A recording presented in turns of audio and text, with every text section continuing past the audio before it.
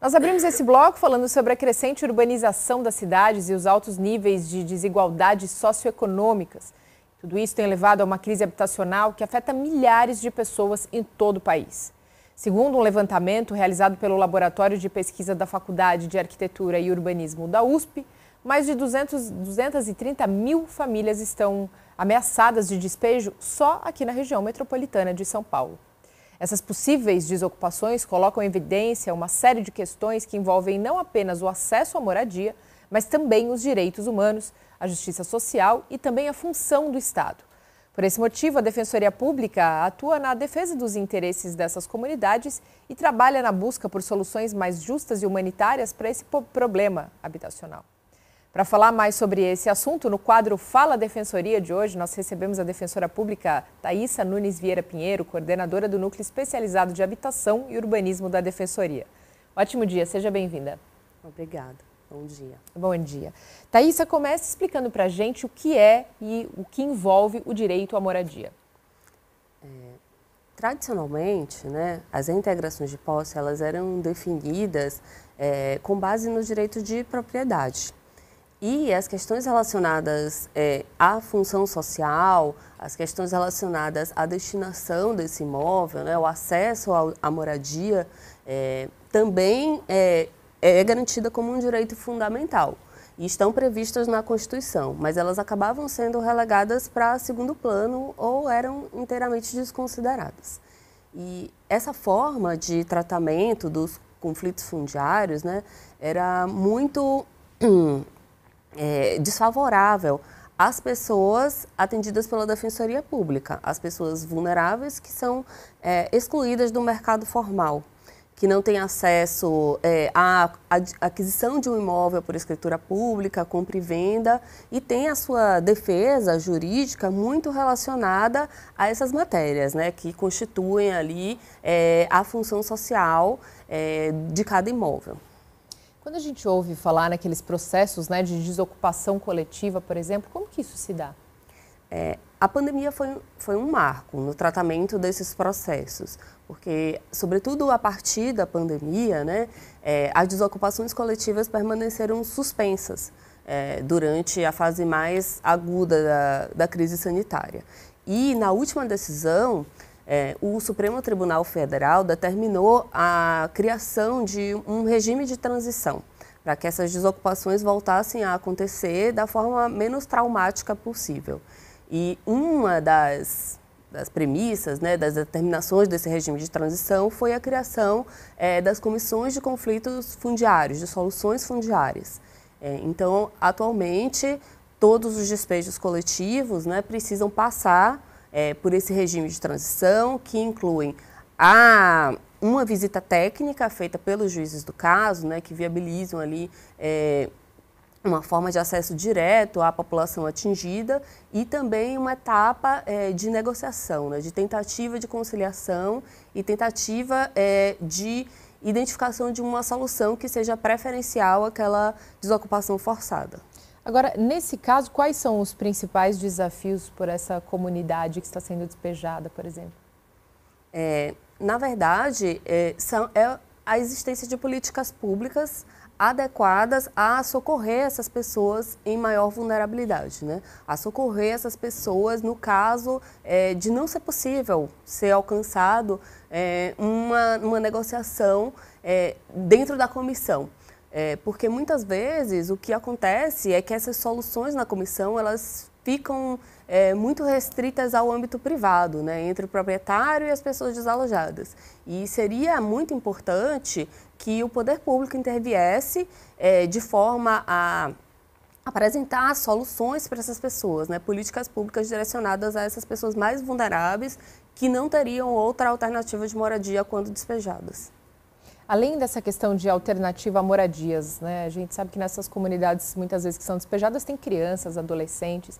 E aí, qual é o tipo de prejuízo que essas crianças, esses jovens sofrem também em meio a todo esse processo, além, claro, das famílias, Esse é um fator que normalmente é considerado na Comissão de Soluções Fundiárias, A quantidade de crianças, a quantidade de pessoas com deficiência, de idosos.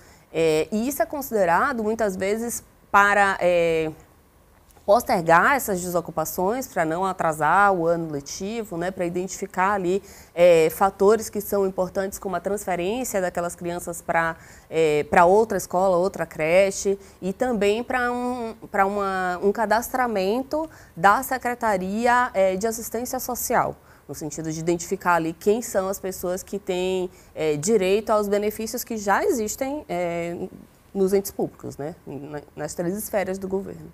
E nos casos do cumprimento da reintegração de posse? Nos casos de cumprimento, a ideia é que essa desocupação ela também seja construída na Comissão de Conflitos Fundiários, né? Que ela seja determinada pelo juiz, que exista uma programação para aquele dia ali do cumprimento, né? Para que ele aconteça de forma sem violar os direitos fundamentais das pessoas envolvidas, né? Sem atos de violência, atos de intimidações à população e também que seja, pelo menos, oferecida uma alternativa para que aquelas pessoas possam se direcionar por ocasião do cumprimento. Você comentou aqui algumas vezes com a gente, né, sobre a Comissão de Soluções Fundiárias. Eu vou pedir para você explicar um pouquinho melhor para a gente o que é essa comissão, como ela atua, qual é o trabalho dela e papel dela em toda essa questão habitacional que a gente vem conversando. Lembrando que ela tem atuação aí de 2 órgãos importantes, um deles é a Defensoria e o outro é o Tribunal de Justiça. Isso. A comissão ela foi formada a partir de uma decisão do Supremo Tribunal Federal e o Tribunal de Justiça implementou essa comissão.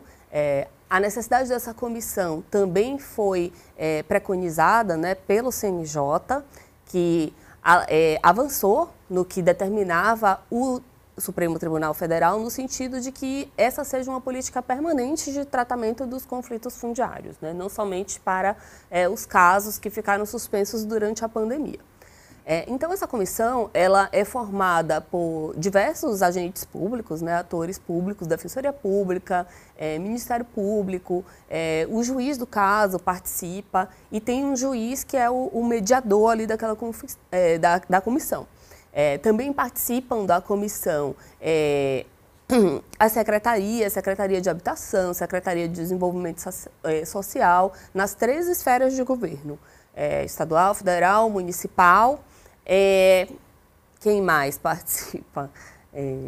São cerca de 20 agentes públicos, né, que participam, e ali é um espaço de diálogo, de construção, sobretudo de alternativas para uma desocupação forçada, é um espaço de mediação e, caso não seja possível alcançar essa desocupação, é possível também construir naquele ambiente, né, formas de desocupação que sejam menos violadoras de direitos humanos. Então, formas de desocupação que sejam voluntárias ou que sejam menos traumáticas, né, que não exijam atos de violência e ponderem ali que existem direitos fundamentais daquelas pessoas que estão sendo atingidas pela desocupação, que coloca de alguma forma, né, a questão no contexto mais amplo do direito à moradia.